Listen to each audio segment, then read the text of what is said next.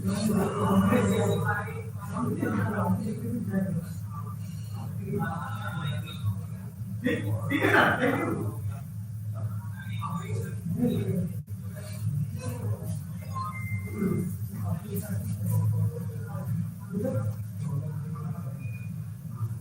थोड़ा सा ऊपर करना है हल्का ताकि आम हो फिर भी ठीक है आपके हिसाब से ठीक है आपके हिसाब से एडजस्ट करूंगा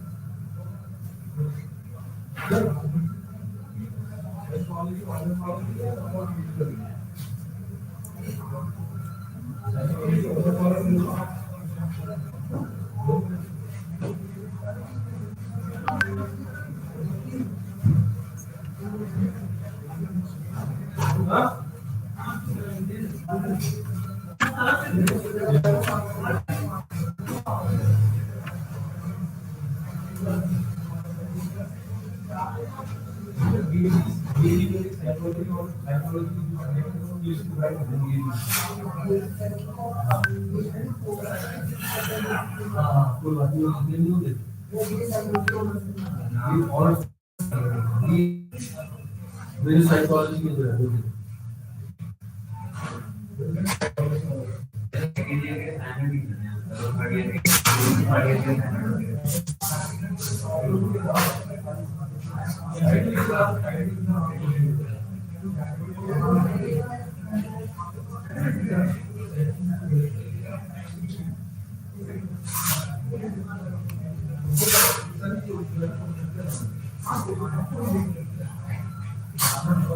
हमें बहुत सारा भेज दो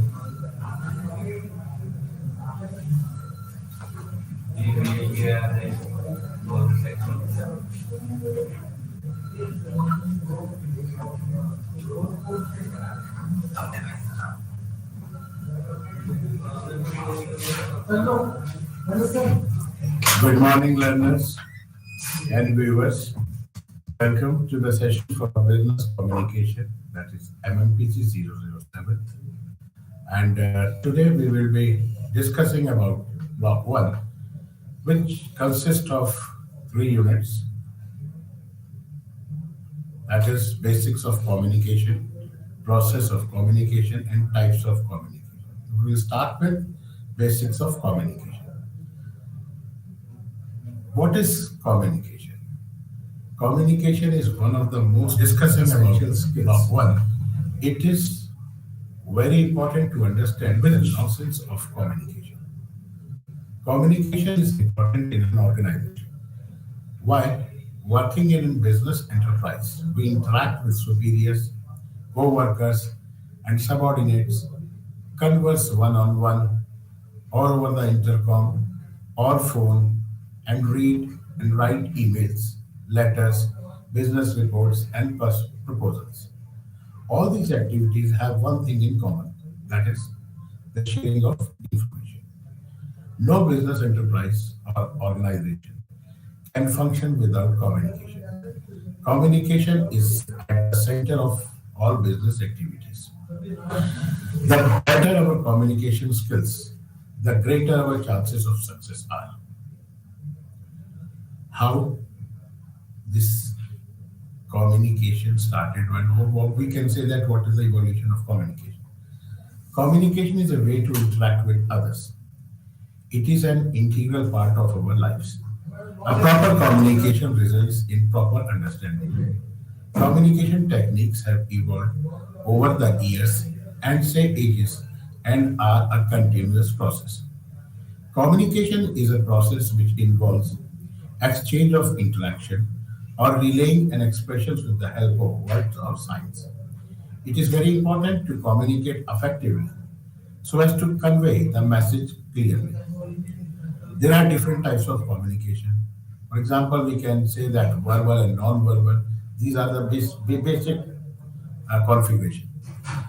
We know that how the communication started and now what is the present form.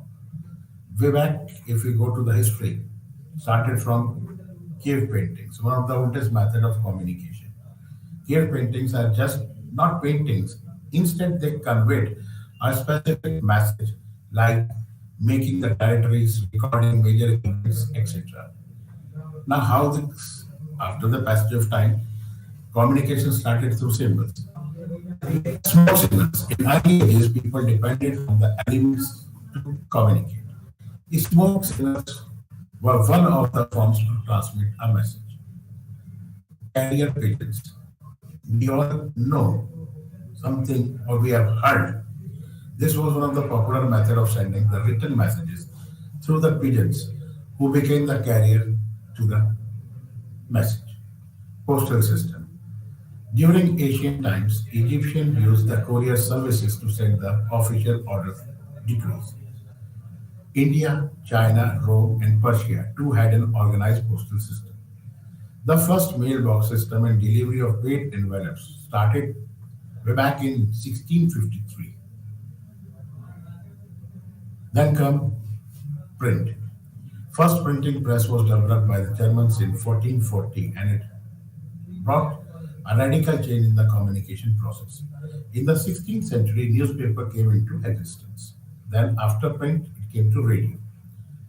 After the print communication technique took a new turn and wireless power evolved as one of the forms to transmit messages. Radio broadcasting started in 1893. After that, telegraph communication was a revolution in long distance communication. Morse code was developed by Samuel Morse, which was a series of clicks, tones, and lights to transmit the message. And the first telegraph message was sent in 1844. Then came telephone. The invention of telephone became a major form of verbal communication and till date it is the most reliable form of communication. Then television started. It is also an integral part of our lives. Television is a mode of indirect communication. Internet. In 1950, we saw the emergence of computers, which now has become the major source of communication. This saw the technology penetration considerably in the communication process. In 1973, we saw the emergence of term internet, which is now is the most used form. After internet, email came. Email is an electronic mail and now has become an integral form of communication in the personal as well as professional lives. Text messages, we have been using it on mobiles. It is another form or another mode of communication which is short and fast and uses a data network.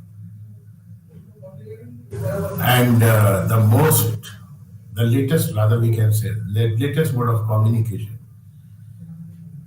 is social media, which has digitized the world. The use of social media platform has brought the world closer. During the pandemic, this has been one of the most popular mode to transmit messages. Now, what are the elements of communication? First of all, we will define communication. Communication, as the word has been derived from the Latin word communicatias, which means to share. To define communication, it can be said that it is an act of purposefully and actively exchanging information between two or more peoples to send or receive a message through a shared system of signs and symbols. What are the basic elements of communication? Source, message, channels, receivers, environment, context, and interface. What is the difference between general and business communication? You can see there are some categories.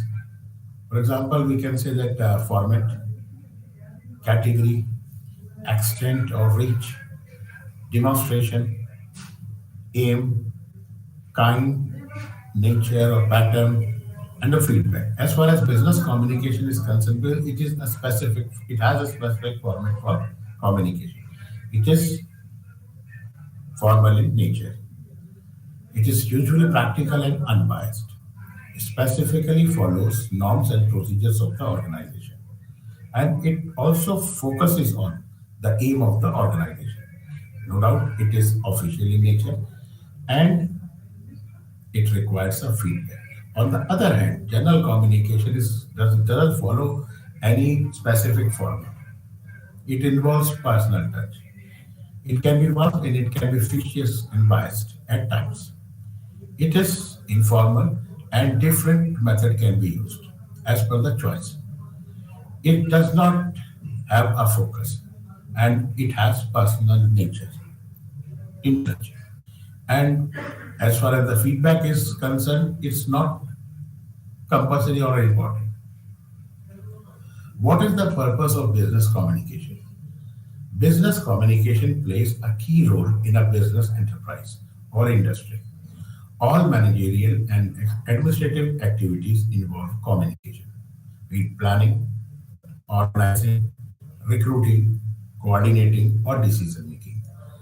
Communications serve as a means to measure the success of growth of an organization. Participation in the communication process involves developing skills in collecting and organizing information, analyzing and evaluating facts, appreciating the difference between facts and inferences, and communicating effectively. Communication is successful only when the purpose is fulfilled. The purpose of communication in, may be to inform, persuade, or to motivate a desired action. Therefore, the measure of communication effectiveness depends on the extent to which the final goal is achieved. We should use a proper language.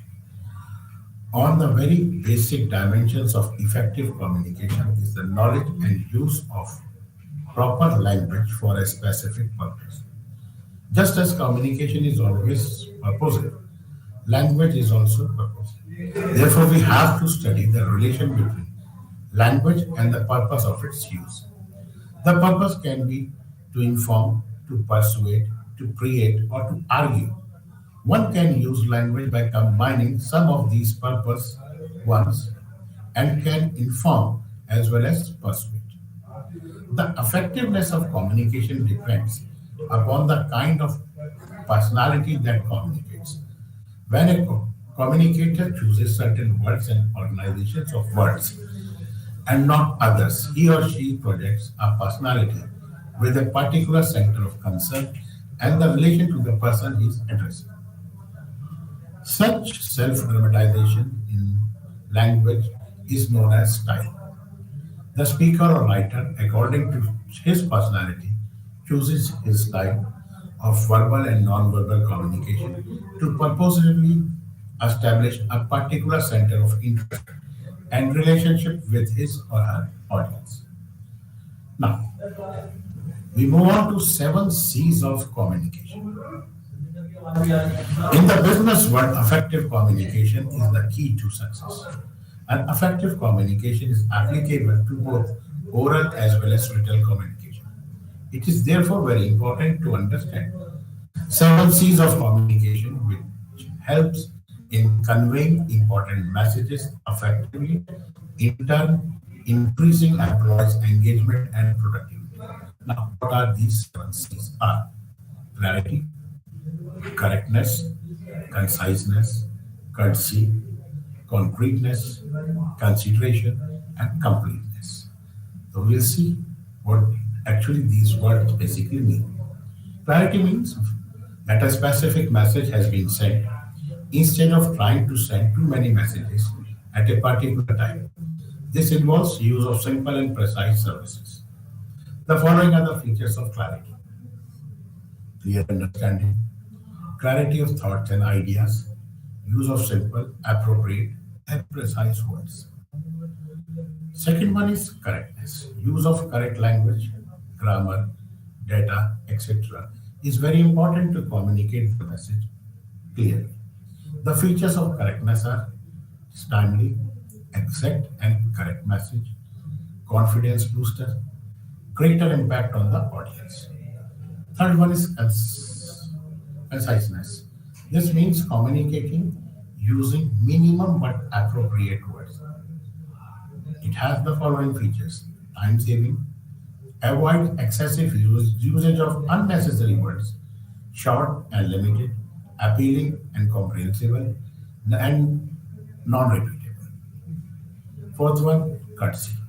This is one of the most important C's of communication as it shows the respect, politeness, judicial behavior with the other party in turn creating goodwill. It has the following features: consideration of the feeling of the audience, positive and focused, and it is unbiased. Fifth one is concreteness. As the term suggests, it is specific, meaningful, and clear and avoids ambiguity and double meaning. Following are its features: support facts and figures, clear and precise, avoid misinterpretation. The sixth one is consideration. This implies that the audience is taken into consideration in terms of his or her viewpoints, culture, mindset, values, etc. And it has the features: it stresses on you approach, empathetic, optimistic. And the seventh one is completeness. The last C of communication is completeness. As the term suggests, it means that any communication, be it personal or professional, should be complete. It should deliver all the facts and information required to send the message to the receiver. It has the following features: builds reputation of the organization, cost saving, removes the barrier of vague information, and helps in better decision making. From seven C's of communication, it is quite clear that communication is one of the most initial skills that should be practiced. Now, we move on to Unit 2, that is, what are the processes of communication. As we know that communication is one of the most integral part of an individual or an organization. There is a specific way to communicate effectively. Therefore, it is important for us to understand the process of human communication so as to avoid the common errors which take place in communication. We start with linear concept of communication. The following five fundamental questions are asked in early stages of communication: who says, what is said, where it is said, to whom it is said, and with what effect it is said. The transmission of information from sender to a recipient is considered to be a one-way process of communication. The receiver passively receives the message and acts as directed or requested by the sender, according to the linear perspective.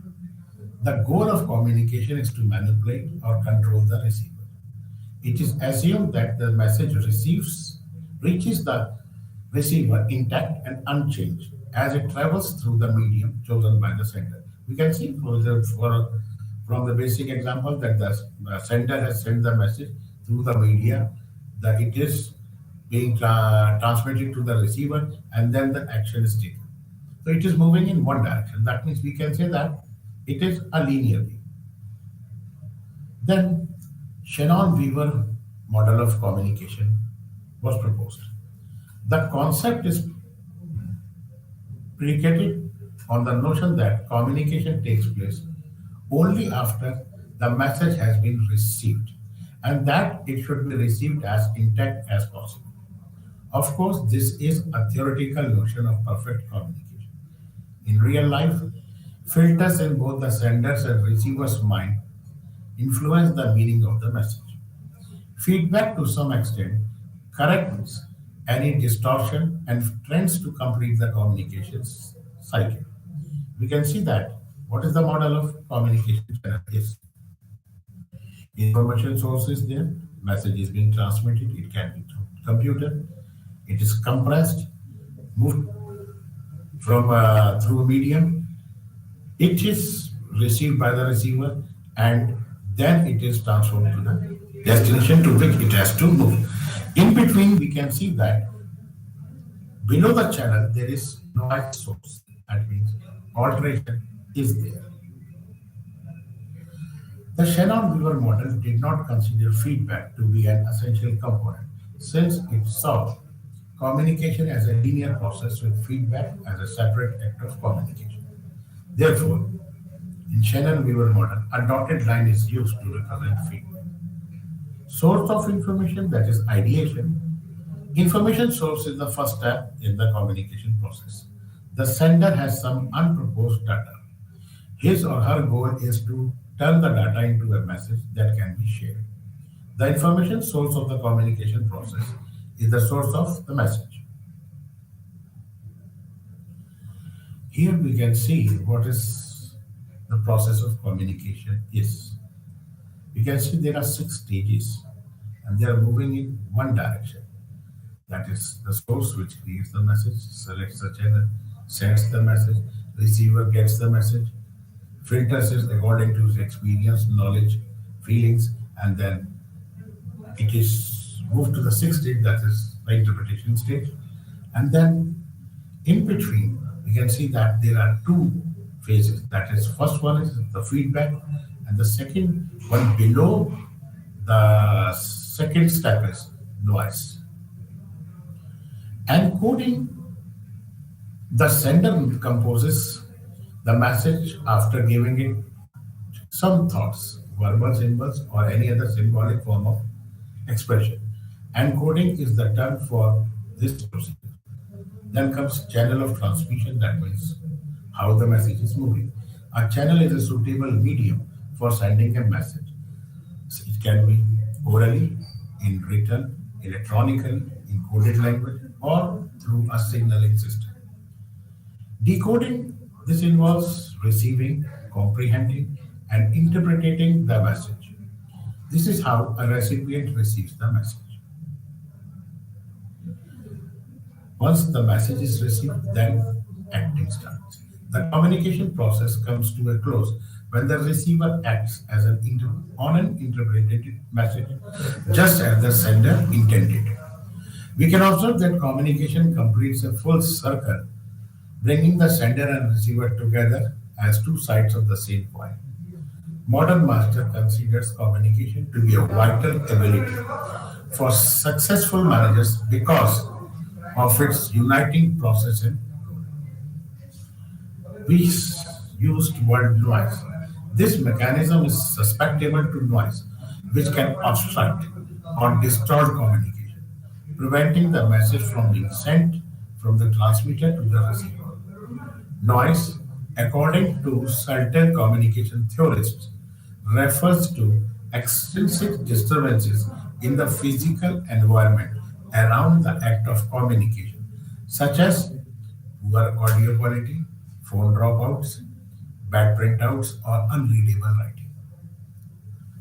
Filters are responsible for communicating distortion induced by subjective elements, such as the sender's and receiver's attitude. These are psychological in nature. Attitude, beliefs, experiences, self awareness, and the ability to think coherently are among them. Now, two-way communication process. Communication is now viewed as two-way process in later conceptualization of the process. The receiver also serves as the sender of feedback to the transmitter to complete the communication cycle. As in telemarketing or call center communication, both the sender and the recipient plays a reciprocal and reversible role. Here we can see that it is moving. The two-way approach is more modern. It views communication as primarily a reciprocal process involving the exchange of messages. Because the sender, source, and the receiver are often the same individual. There is no clear separation between the two positions. What are the barriers to communication? In any type of communication process, there are certain barriers which need to be understood so that they can be removed or avoided to make the communication process effective. A barrier works like a sieve, allowing just a portion of the message to get through, preventing the intended reaction. Communication obstacles arises even when we have the greatest of intentions and our written and spoken messages are misconstrued. These sort of obstacles can be categorized as interpersonal, intrapersonal, organizational. What are intrapersonal barriers? Because of the variance in views, experiences, education, culture, and personality, each individual is unique. As our thinking differs, we perceive the same information in various ways. These distinctions are due to inherent or intrapersonal obstacles. The common cause that lead to these interpersonal barriers are wrong assumptions, varied perceptions, differing background, wrong inferences, blocked categories, and categorical thinking. Wrong assumptions. To strengthen your skills as a communicator, try to put yourself in the shoes of the listeners. This exercise will prevent making wrong assumptions about the receiver. That means we have to think what we are saying and how, if we are listening to that, what will be our reaction. Varied perception. Individuals in an organization also perceive the same situation in different ways. It is all a matter of perception. The best way to overcome this barrier is to step back and take a wider, unbiased perspective of the issue. Differing background, it is important to understand the audience background in order to improve communication abilities. This information can accordingly be used to construct the message. The language understood by the receiver should be used to avoid ambiguity and reduce multiple meanings. Wrong inferences. Because inferences are more dramatic than facts, they might give more opportunities for gossips and rumor to spread. It is critical that inferences are be backed by facts when professionals evaluate materials, solve problems, and design processes. The use of terms like all, always, everybody, everything, every time, and their opposites like none, never, nobody, and nothing is a hint to recognizing this barrier in ourselves and others. If a message contains too many of these words, then there is a fair chance of communication getting distorted. To avoid this barrier, substitute these words with phrases like in most situations or most likely. The terms like it appears to be or the evidence shows to label your viewpoints. Then comes interpersonal barriers. These are caused by the individual's attitude or habits, whereas interpersonal barriers are caused by the limited communication abilities of either coder, decoder, or both. In a business environment, we neither attempt to change these traits, nor we can do it. However, we can try to understand how the differences in individuals' traits causes communication gaps. The most common cause of interpersonal barriers are limited vocabulary, incompatibility of verbal and non-verbal messages, emotional outburst, communication selectivity, cultural variations, poor listening skills, and noise in the channel. Limited vocabulary. Inadequate vocabulary can be a big communication barrier. We occasionally find ourselves looking for the perfect word or phrases that best expresses what we want to say. If we fumble for words during a speech, it will leave a poor impression on the audience.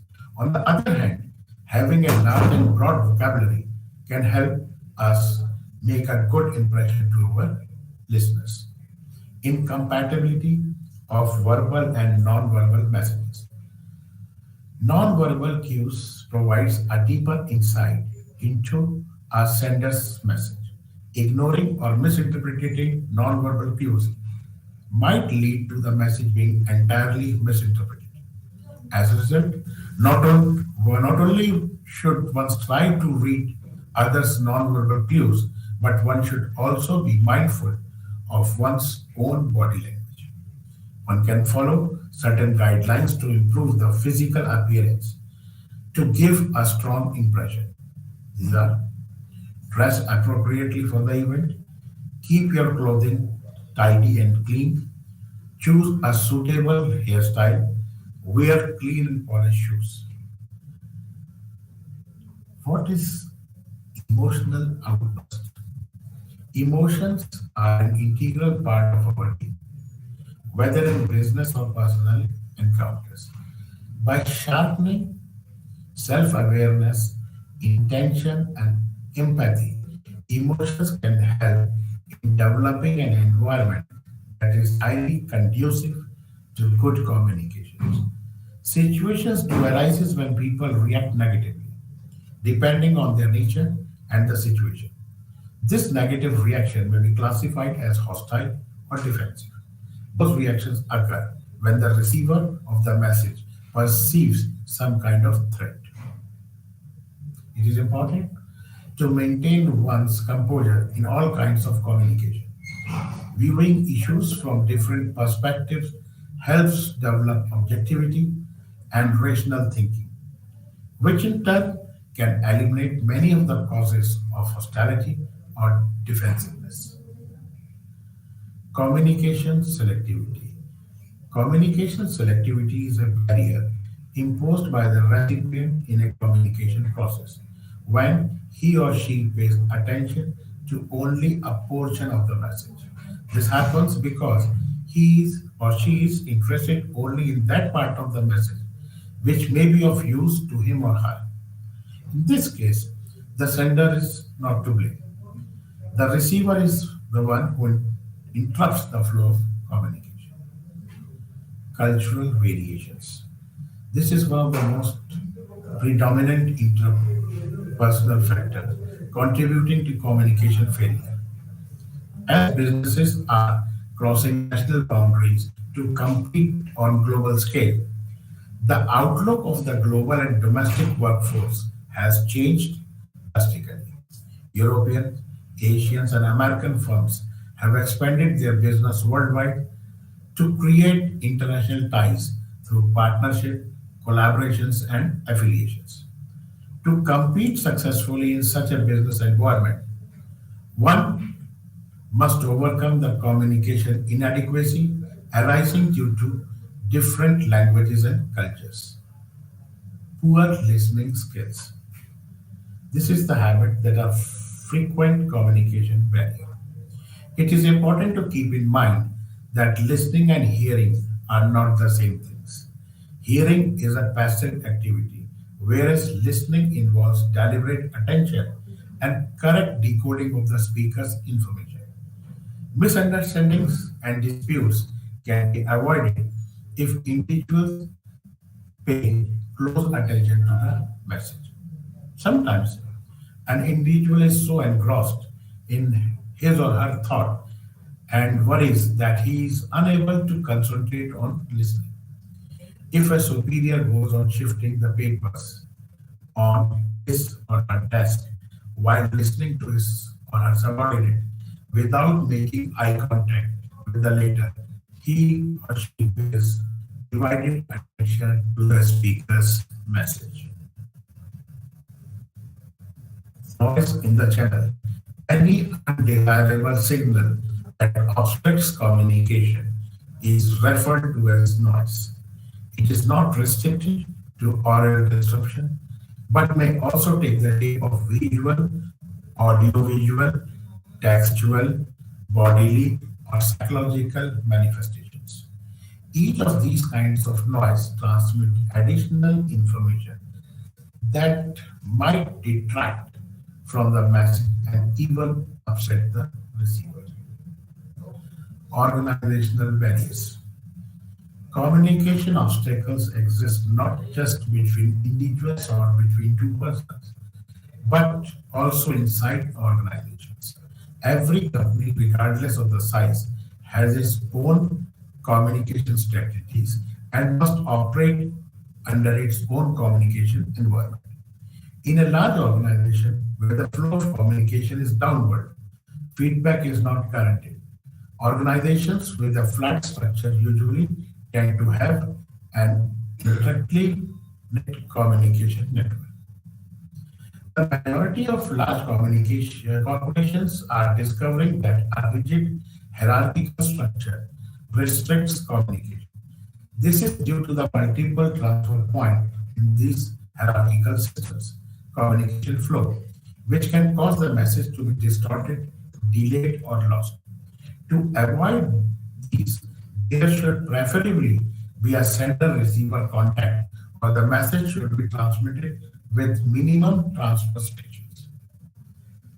The main organizational barriers are too many transfer stations, that means moving through different channels, fear of superiors, negative tendencies, use of inappropriate media, information overload. Too many transfer stations means there is more links in a communication chain. The greater are the chances of miscommunication. Imagine, for instance, that your professors ask you to convey a message to X. You, because of some inconvenience or sheer laziness, ask your friend Y to do this job. Now, there are four people involved in this communication channel. Let us see how the messages get distorted as a result of the increased number of transfer stations. Fear of superiors. Fear or awe of superiors hinders subordinates from speaking openly in strictly organized organizations. Some employees may avoid any conversation with their superiors in order to avoid speaking directly to their employers. At the other extreme, they may present all the information that they have, feeling that they may be censored for leaving out some information which may be vital in superiors' eye. The perception is there. Negative tendencies. Many organizations create work groups. While some groups are formed according to the requirement of the task on hand, such as completing a particular work project, other small groups are also formed for recreational, social, or community purposes. These groups may be formal or informal and generally consist of people with similar values, beliefs, behaviors, attitudes, and opinions. Use of inappropriate media. While choosing the medium for a particular occasion, the advantages, disadvantages, and potential barriers to communication must be considered. While deciding the medium, such as phones, emails, computer presentations, teleconferencing, and video conferencing, the following factors should be considered. That is the time, type of message, cost, and intended audience. For example, the telephone is not a good medium for delivering sensitive information. Such communications are best delivered in persons or by private chat messages. If the receiver is in another office. For information that has to be recorded and retained in the future, printed letters are preferred since they are permanent. Effective communication usually requires a combination of mediums such as an email, followed by a phone conversation. Information overload. One of the most serious issues confronting businesses today is the loss of efficiency caused by manual processing or enormous amount of data. Information overload is the term for this situation. The usual result of information overload are fatigue, disinterest, or boredom. Under these circumstances, further communication is not possible. Important and essential information is frequently mixed in with too many irrelevant data and overlooked by the receiver. To reduce information overload in an organization, screening of information is must. Message should be directed only to those people who are likely to benefit from the information. Now, we move on to unit 3, that is type of communications. Robert Burton said that a blow with a word strikes deeper than a blow with sword. Therefore, it is important to choose our words judiciously, cautiously, as it determines the success of our communication at personal and professional levels. Our personal and professional words have move on the wheels of communication. A person with better communication skills achieves more success at personal and professional level as compared to a person who has average or below average level of these skills. Now we can see a simple figure. Communication can be verbal, non-verbal. If it is verbal, it can be further vocal, non-vocal. As far as non-verbal is concerned, that also is having two categories, that is vocal and non.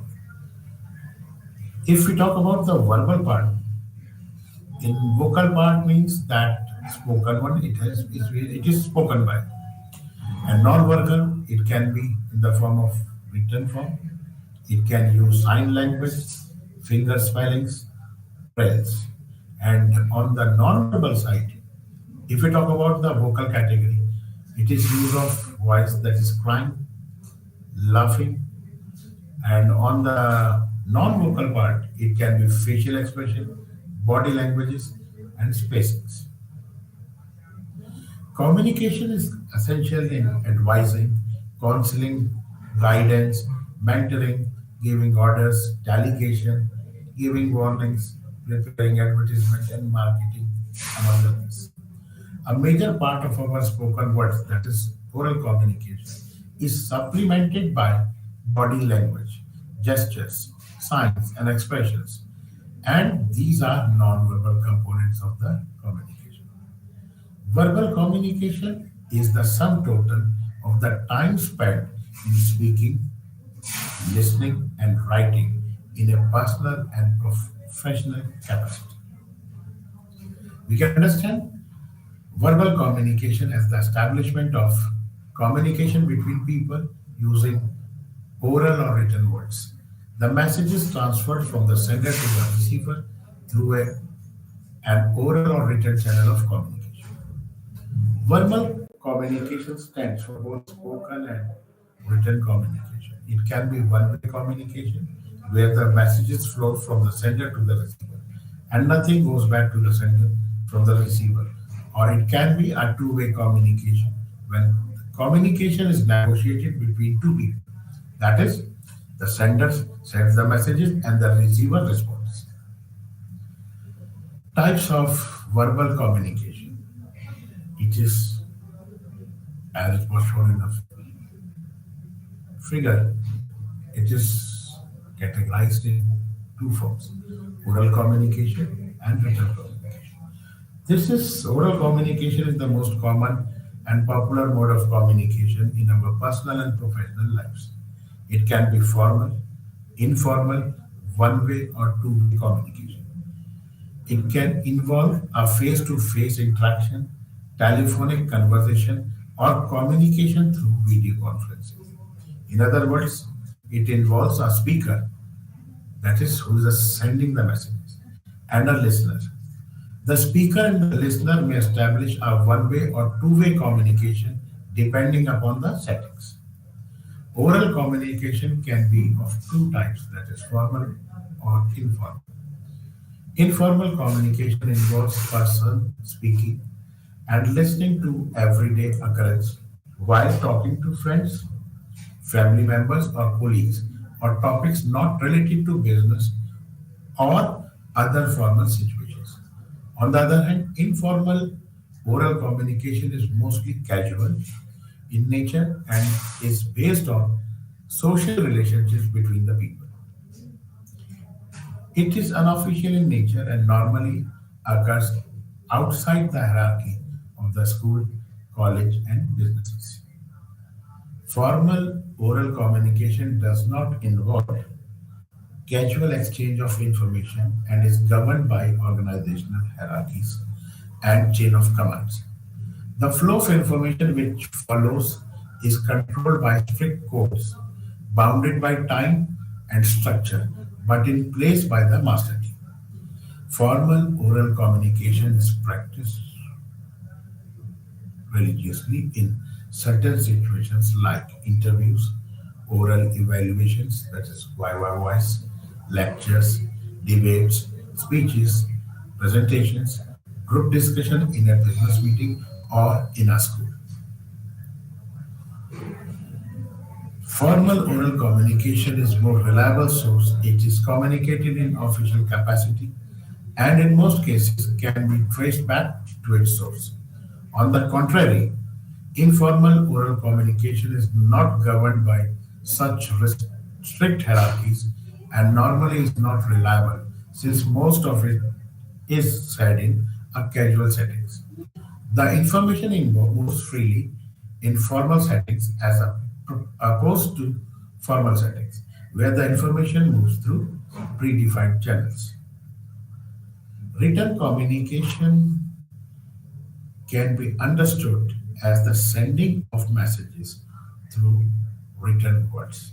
In this mode of communication, the sender of the message uses written mode to transfer the message. The message is communicated through letters, manuals, reports, emails, handbooks, books, circulars, etc., as per the requirement. Written communication is very effective way of communication since it involves documentation that can be preserved or can become a permanent record for future use. It is primarily a formal mode of communication, and unlike oral communication, it is not very flexible in nature. A written document can be used as evidence in a legal scenario, and hence it is a reliable mode of communication in professional settings. The language used in this form of communication is usually formal in nature. In today's world of social media and multimedia messaging, we use written communication in our daily lives as well as in official communications in abundance. Social media messaging, SMS, and instant messaging, that is IM, has become an integral part of our lives. It is important to note that regardless of the type of the language used, the conversation or exchange of information in written form on these new mediums, platforms, or communications can be documented and preserved for future personal, professional, legal, and other uses. Written communication has its own merits and demerits. In its formal sphere, written communication moves very slowly as compared to oral communication. Electronic or paper form of written communication is destined to a waiting period and the receiver cannot access the message spontaneously as in the case of oral communication. Oral communication does not require a person to be literate to transfer the message. Human beings are born with the ability to acquire language and we start speaking much earlier than we learn to write. Non-verbal communication, all form of communication do not require the use of words in oral or written form. In this form of communication, the speaker generally does not exchange words. However, the communication takes place through non-verbal cues. It is an essential part of the communicative process, and various experts have opined that it constitutes more than 50% of the commutative process. Non-verbal communication may be visual or auditory in nature. Symbols, signs, gestures, body language, facial expression, eye contact, physical appearance may be considered as visual non-verbal cues. Non-verbal communication governs a major aspect of our lives. We interact with signs and symbols on daily basis. These conversations are normally one-way communication. For example, the traffic light communicates with a very large group of commuters by guiding their movements for a swift flow of the traffic and controlling a probable situation of choice. Non-verbal communication is a form of universal communication which is not restricted to language boundaries, and the same sign and the symbols can be used everywhere. These signs and symbols act as a tool to include the illiterate population in all major activities. Take an example of a football or cricket match. These matches are attended by a large number of people, and it would be impossible to communicate with the audience and convey the match proceedings. A cricket umpire makes gestures through his or her hand to inform everyone if the player is out or has scored a boundary. A football referee uses colored cards, flags, and other gestures to communicate with the audience. These gestures and symbols are fixed and universally accepted. What are the advantages and disadvantages of non-verbal communication? If we talk about the advantages, it is very useful for one-way communication when a person or a large group of people needs to understand a simple message quickly. It is important to, and rather it is easy to understand, and people almost act instinctively on specific signs, symbols, etc. Literacy of the language is not essential in comprehending nonverbal signs and symbols. What are the disadvantages? It can be only one-way process in most of the cases. The meaning of the message is fixed and the people need to learn the meaning of particular sign. Traffic signs interpreted incorrectly may result in an accident. Types of non-verbal communications. The categorization of non-verbal form of communication is very difficult since there are a number of things that come under non-verbal mode of communication. However, we can broadly categorize them. That is kinesis, that is body language, facial expressions, eye contact, sign language, proxemics and chronemics, that is space and time, paralanguage, meta communication, haptics, that is related to touch, and the silence. Kinesis can be understood as the study of body's physical movement for the purpose of communication. In other words, we can understand it as the way our body communicates without words and using various movements of hands, facial expressions, eye contact, etc. For example, nodding of head communicates an acceptance or denial by the receiver. Parameters to understand kinesis is a better way as these parameters play an important role in the business world. Number one, physical appearance. A well-dressed person with appropriate accessories on him or her is considered cultured and educated as compared to a person who dresses to fulfill essential needs or does not have a neat hairstyle. You can see different forms of kinesis postures. It can be understood as the way we present ourselves. It includes the way we stand, we talk, we walk, sit, and hold ourselves while we move around during the process of communication. It is a variable component of communication and varies according to the circumstances we face communicating our messages. It is a very important component since it speaks volumes about our personality. Gestures. The movement we make with our hands, heads, or face are termed as gestures. Too many or too little gestures may impede the effectiveness of the communication. Nodding our head is negation or acceptance on a viewpoint appropriately supplemented the verbal communication.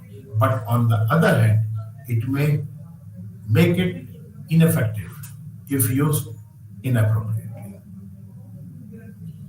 Facial expressions.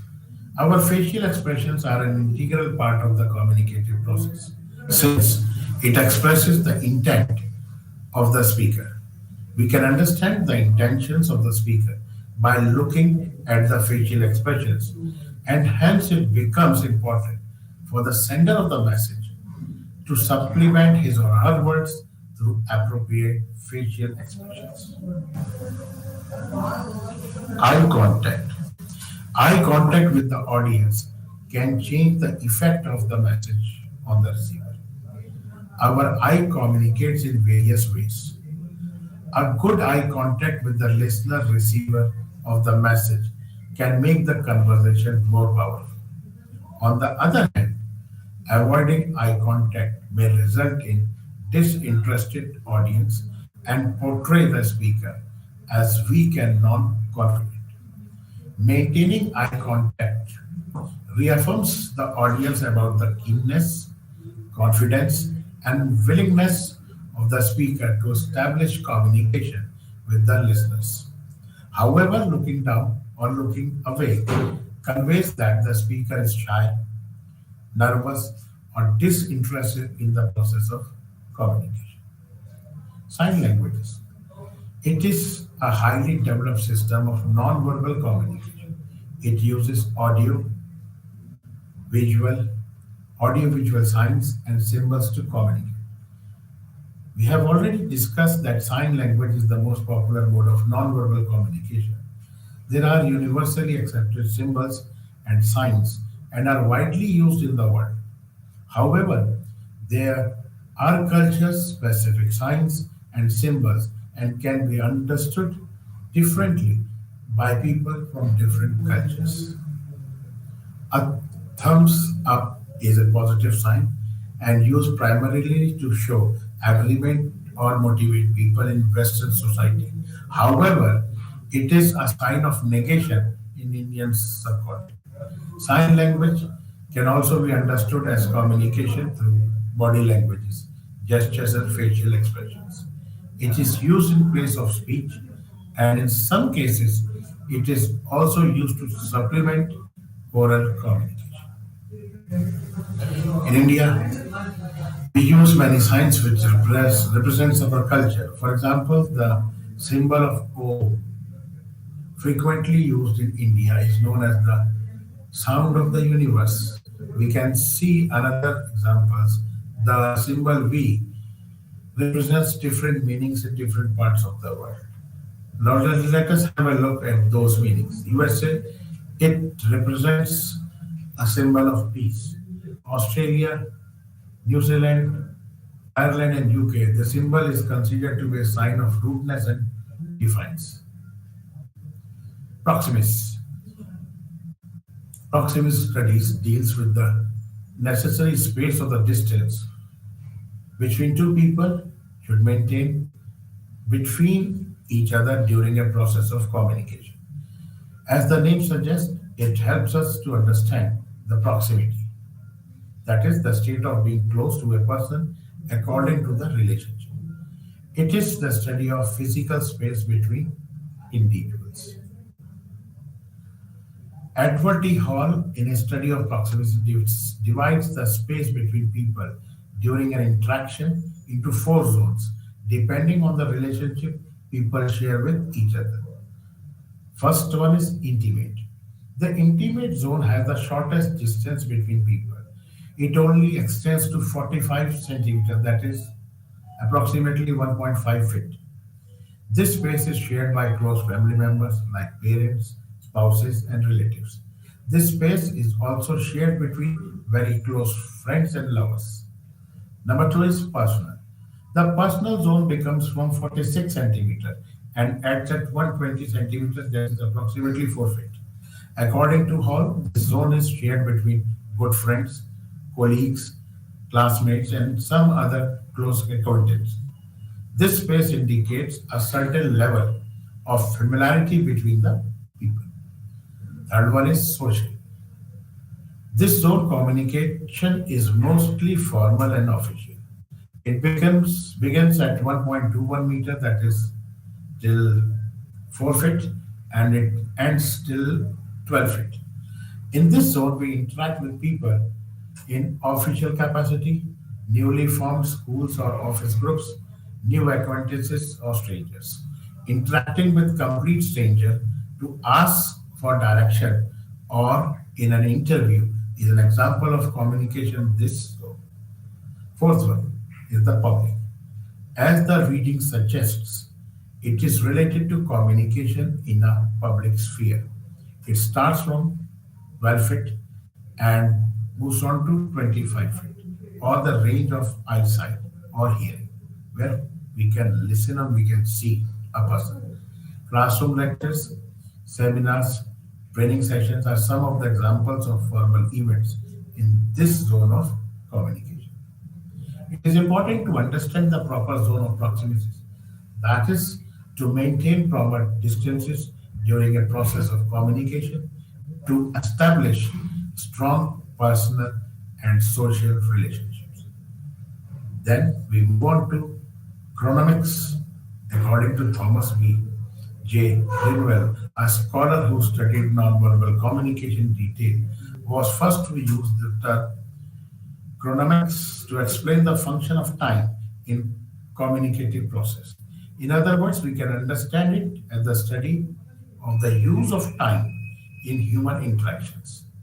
Time is a valuable resource, and how we use it in our daily transactions defines our behavioral patterns.